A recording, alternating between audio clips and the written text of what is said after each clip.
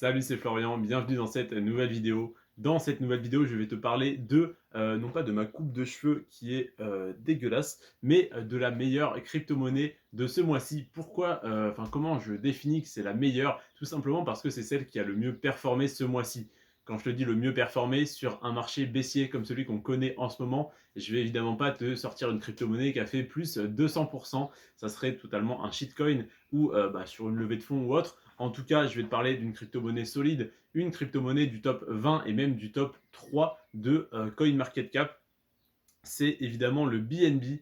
Le BNB qui est le jeton utilitaire de la blockchain de Binance, de l'écosystème Binance, donc qui est un échange de crypto-monnaies qui te permet d'acheter, de vendre, de stacker des crypto-monnaies avec des frais les plus compétitifs du marché. C'est tout simplement la plus grosse, la première plateforme d'achat, de vente et d'échange de crypto-monnaies dans le monde entier. Et donc le jeton, le BNB, a perdu 24% de sa valeur ce mois-ci. Alors pourquoi je te dis que c'est la meilleure si elle a perdu 24%? Eh bien parmi le top 30 de CoinMarketCap, donc les 30 plus grosses crypto-monnaies, c'est donc la crypto-monnaie qui a le moins perdu en valeur. Donc le top, en fait j'ai fait un top 20, j'ai pris les 20 meilleures crypto-monnaies parmi le top 30 parce que j'ai retiré les stablecoins évidemment qui ne fluctuent pas en valeur, bon, sauf l'UST de Luna qui a totalement perdu sa valeur. Et j'ai retiré également les shitcoins, donc le Shiba Inu et le Dogecoin, qui pour moi ne sont pas de réelles monnaies. Donc, du coup, le BNB a perdu 24% de sa valeur ce mois-ci. Si on compare ça au Bitcoin qui a perdu 29%, ça veut dire que le BNB est plus solide, le BNB a mieux résisté que le Bitcoin à tout simplement la perte de valeur des crypto-monnaies. L'Ethereum, lui, a perdu 40% ce mois-ci. Le BNB, je te le rappelle, seulement 24%. Et sur un an, le BNB est à moins 18,5%. Le Bitcoin est à moins 26% et l'Ethereum est à moins 37%. Donc, on peut se rendre compte assez facilement que le BNB résiste mieux à cette baisse. On peut également se demander pourquoi, ça serait tout à fait légitime. Et je vais essayer de te donner une piste de réflexion. Pour moi, étant donné que crypto.com, le CRO, la monnaie de crypto.com, a beaucoup perdu de sa valeur parce que crypto.com proposait jusqu'à présent du cashback et tout simplement du stacking intéressant grâce à sa carte de paiement. Et bien, avec sa carte de paiement qui te permet d'avoir un cashback en crypto-monnaie, tu peux avoir jusqu'à 8% de cashback sur tes achats, ce qui est énorme, tu me le concéderas. Et du coup, ce cashback a extrêmement baissé, il est passé déjà maximum à 5%, et les conditions pour avoir 1, 2, 3, 4, 5% sont devenues bien plus compliquées à remplir. Donc évidemment, si c'est moins intéressant d'avoir du cashback sur une crypto-monnaie qui du coup perd de la valeur, ça l'entraîne à perdre de plus en plus de valeur. Et donc s'il faut stacker plus d'argent sur une crypto-monnaie qui en plus se dévalue, tout le monde quitte l'application. Donc c'est ce qui se passe. Personnellement, je n'utilise plus ma carte crypto.com depuis que ceci s'est produit. Et on est très nombreux dans ce cas-là. Sauf que, eh bien moi, bon, j'ai également la carte Binance, mais je ne l'utilise pas non plus parce que il faudrait que j'ai en fait des BNB et je préfère me concentrer sur le Bitcoin et l'Ethereum pour l'instant.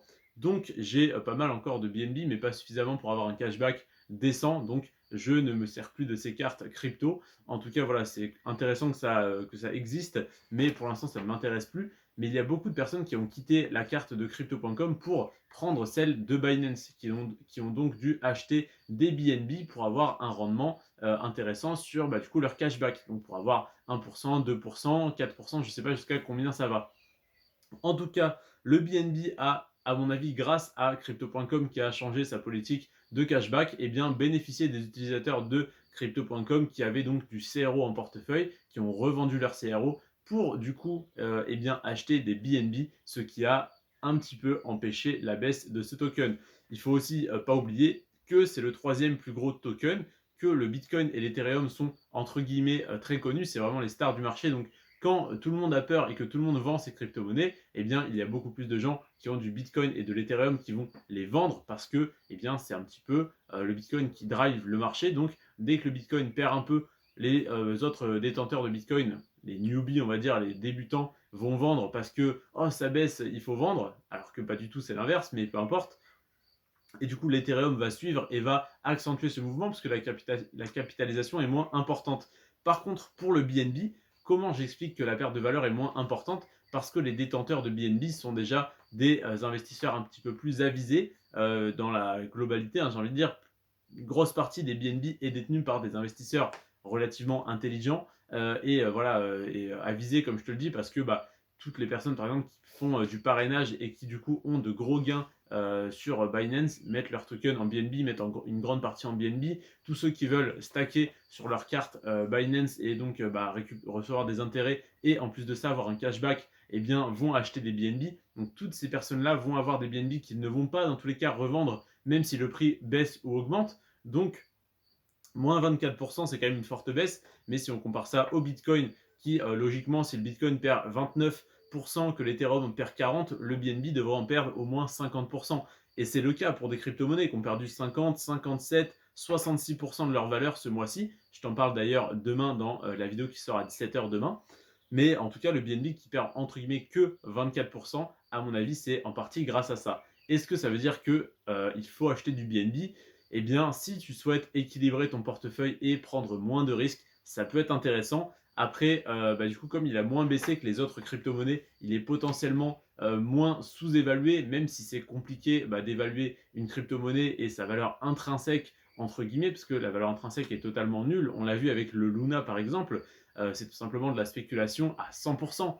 Mais l'Ethereum, il y a une technologie derrière. Le Bitcoin, c'est la crypto-monnaie reine, entre guillemets, c'est vraiment le roi des crypto-monnaies. Donc, je pense faire mon allocation de la manière qui suit. On va être aux alentours des 60-70% d'Ethereum, on va dire 70 pour avoir des chiffres ronds, 20% de Bitcoin et 10% de BNB. Je pense qu'on va être sur une allocation à peu près comme ça pour mon portefeuille.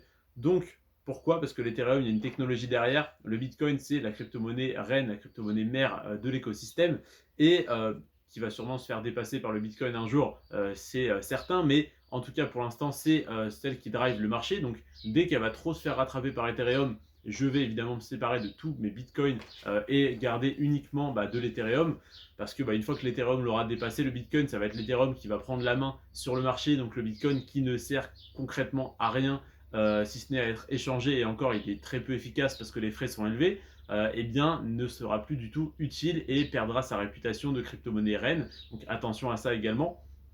Et donc ça pourra arriver au prochain bull market si jamais le marché monte très haut.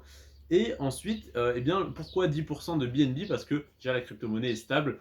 Si 10% de mon portefeuille en BNB, ça représente un BNB, eh ben, j'aurai déjà du cashback sur ma carte Binance. Ça pourrait m'intéresser. Ensuite, je crois que le deuxième palier, c'est 10 BNB, donc ça fait un peu beaucoup. Ça fait actuellement près de 4000 euros. Donc, dans quelques années, ça sera largement accessible pour moi. Donc, ça pourrait être intéressant. Donc, je commence déjà à me constituer un petit portefeuille, un petit peu de BNB en portefeuille. Ça peut être intéressant. Et tout simplement, c'est la crypto-monnaie du premier exchange mondial. Donc, comme on sait que tous les milieux de la finance sont un peu pourris, que tout le monde se tire dans les pattes, et bien, quand tu es le leader, tu as un peu la main sur tout le monde. Donc, tu prends moins de risques que quand tu as un petit projet comme le Luna par exemple, qui est un excellent projet, qui avait un avenir radieux et qui s'est fait tirer dans les pattes parce que c'était trop beau, justement, c'était trop concurrentiel, je pense, pour le reste du marché. Donc, sans parler du scandale avec iShares ou BlackRock qui auraient tiré dans les pattes du Luna. En tout cas, voilà, ça peut être plus risqué d'investir sur des petites crypto-monnaies. Ça paraît évident dit comme ça, mais c'est pas si évident que ça parce que le Luna était quand même dans le top 20 pratiquement, donc ça paraissait moins risqué que des shitcoins qui viennent de sortir. Mais voilà, donc le BNB, je n'ai pas peur, je ne pense pas que du jour au lendemain, cette crypto-monnaie qui pourrait s'effondrer et ne plus rien valoir et être complètement délistée comme le Luna, parce que oui, j'ai mal vécu cette perte quand même sur le Luna, hein, bien évidemment. Quand on a une perte de valeur sur une crypto-monnaie qui nous permet de la racheter moins cher, c'est intéressant. Quand la crypto-monnaie disparaît tout simplement, là c'est embêtant. Donc le BNB, j'y crois également pas autant qu'à l'Ethereum, en l'Ethereum, pardon. Et ça n'est pas la crypto-monnaie rare, la crypto-monnaie reine, pardon, comme le Bitcoin. Donc voilà, je ne mettrai pas autant qu'en Bitcoin, mais un peu par un peu, je pense que j'aurai de moins en moins de Bitcoin et que je n'en aurai même plus dans quelques temps. Et que j'aurai peut-être un petit peu de BNB, 10-15% de mon portefeuille et pratiquement tout le reste en Ethereum. Ça peut paraître risqué comme ça si l'Ethereum 2.0 ne se passe pas comme il faut, ni n'arrive pas assez vite, mais je pense que l'Ethereum a un très bel avenir. Il y a d'autres crypto-monnaies comme le Solana, l'ADA, le Chainlink et le AVAX qui m'intéressent, mais j'ai un peu peur sur le AVAX, sur le Solana, sur le ADA par exemple, bah, qu'elle se fasse tout simplement détruire comme ça a été le cas pour le Luna. Maintenant, je pense que tout le monde a un peu peur de ça, donc eh bien, je pense que la plupart des investisseurs sérieux et qui ont des gros fonds à investir ne vont pas mettre de grosses sommes sur ces crypto-monnaies-là, et donc ça va faire un petit peu peur à tout ce marché de crypto-monnaies de seconde zone, on va dire, et que le Bitcoin et l'Ethereum vont ramasser pas mal d'investisseurs qui souhaitent conserver leur capital. Et même tous les pays qui investissent en crypto-monnaie, toutes les institutions, c'est principalement en Bitcoin et un petit peu en Ethereum, mais principalement encore en Bitcoin parce que ça reste la crypto-monnaie mère et que c'est voilà, le protocole, entre guillemets, voilà, le protocole, on va dire, de Satoshi Nakamoto qui a donc 21 millions de Bitcoin maximum. On est déjà à 19 millions et quelques. Donc, eh bien voilà, il y a comment dire, une rareté qui se crée, etc., etc. Donc voilà, en tout cas, le BNB qui a été la meilleure crypto-monnaie ce mois-ci, qui a perdu 24% ce mois-ci, contrairement au reste du marché qui a beaucoup plus dévissé et qui est seulement à moins 18,5% sur un an. Alors quand je te dis que mon portefeuille a été plus que divisé par deux, j'aurais bien aimé n'avoir que moins 18,5% sur un an, mais voilà, j'ai pris plus de risques, j'ai plus perdu. En tout cas, tant que ça n'est pas vendu, ça n'est pas perdu, et je souhaite donc réinvestir tant que le marché est bas. Je t'invite également à faire pareil. C'est pas un conseil en investissement, c'est simplement je te partage ce que je fais et je te donne une piste de réflexion. Je vais pas faire durer cette vidéo plus longtemps, elle est déjà assez longue. Je te remercie en tout cas d'avoir regardé cette vidéo. On se retrouve demain pour que je te parle des 5 meilleures crypto-monnaies à acheter ce mois-ci en juin 2022. C'était Florian. Sur ce, prends soin de toi et de tes finances et à demain. Tchuss.